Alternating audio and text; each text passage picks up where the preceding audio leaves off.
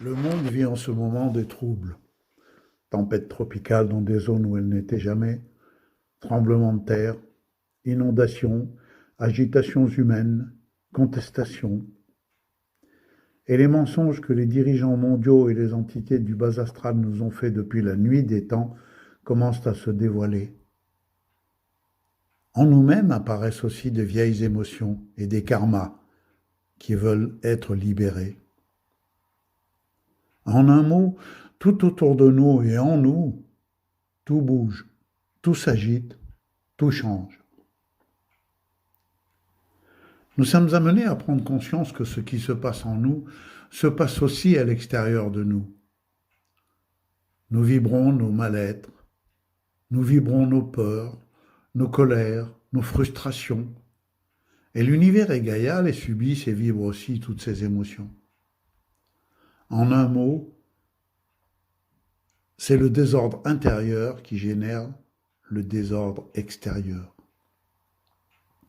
Nous sommes les seuls acteurs de changement. Et l'important aujourd'hui est de prendre notre responsabilité en changeant. Car c'est en nous changeant nous-mêmes que le monde changera. N'oublions surtout pas que ce que fait l'un d'entre nous agit sur l'ensemble de l'humanité. Nous sommes un.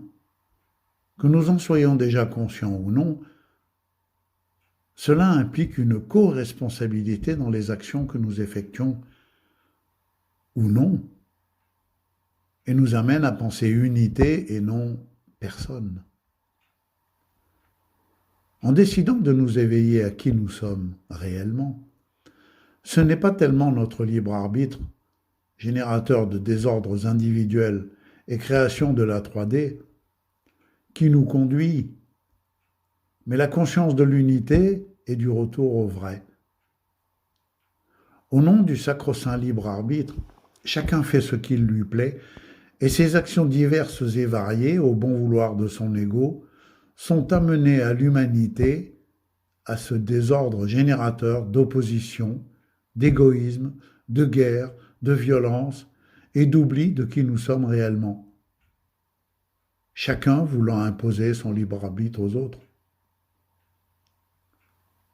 Apprendre à être soi et à nous respecter en respectant l'autre.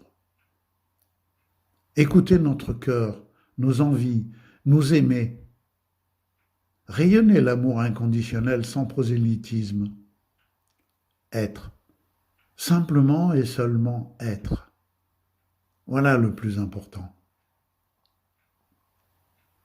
Nous devons désormais avancer avec ce qui nous fait vibrer, avec ce qui nous appelle de l'intérieur, en nous reliant à notre intuition et penser, agir un.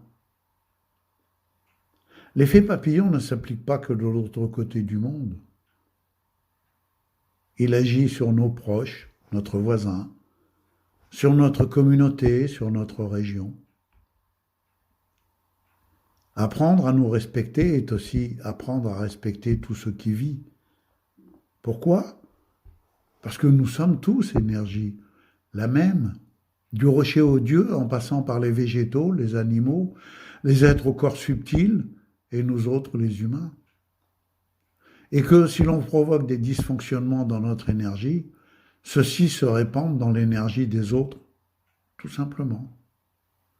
Nous sommes donc solidaires avec tout ce qui vit, par opportunisme ou par amour, suivant l'éveil de notre conscience.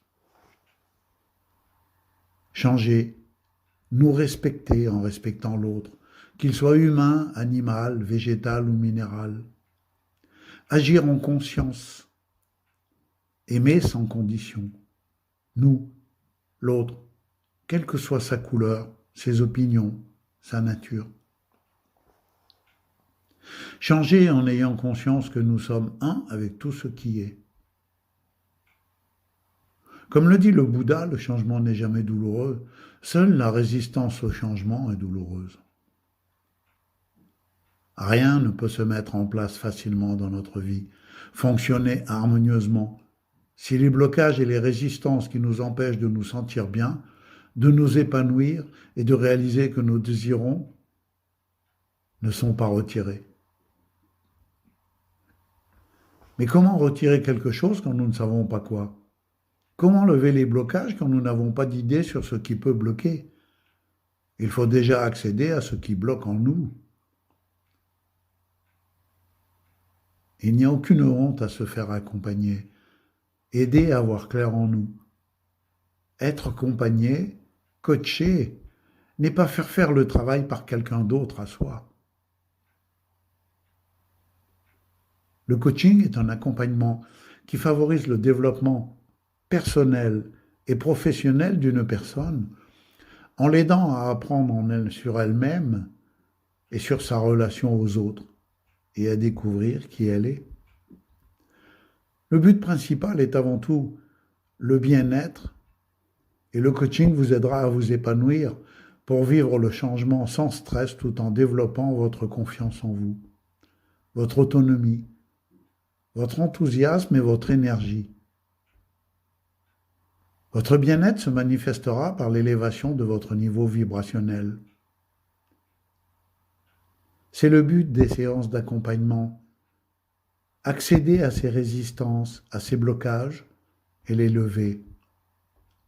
Une fois ceux-ci levés, hors l'atteinte des objectifs, la concrétisation de ce que nous voulons peut se mettre en place naturellement, avec les moyens et les synchronicités appropriées, en fonction des besoins, du rythme et des objectifs de chacun. Amener à la conscience les blocages et freins est la part fondamentale et essentielle du processus de coaching dans la consultation. Une fois les blocages amenés à la conscience, on peut alors entrer dans l'action, c'est-à-dire adapter, appliquer ce qu'il faut faire et comment pour changer ce qui ne correspond pas ou plus à ce que l'on veut. C'est une relation qui se fait à deux. Plus vous êtes ouvert à recevoir et prêt au changement, plus le coach, l'accompagnateur, vous donnera vos clés aisément et vous permettra surtout de les trouver pour la résolution de votre situation. Tout est énergie. L'énergie d'une personne en mal-être perturbe l'énergie de tous les humains.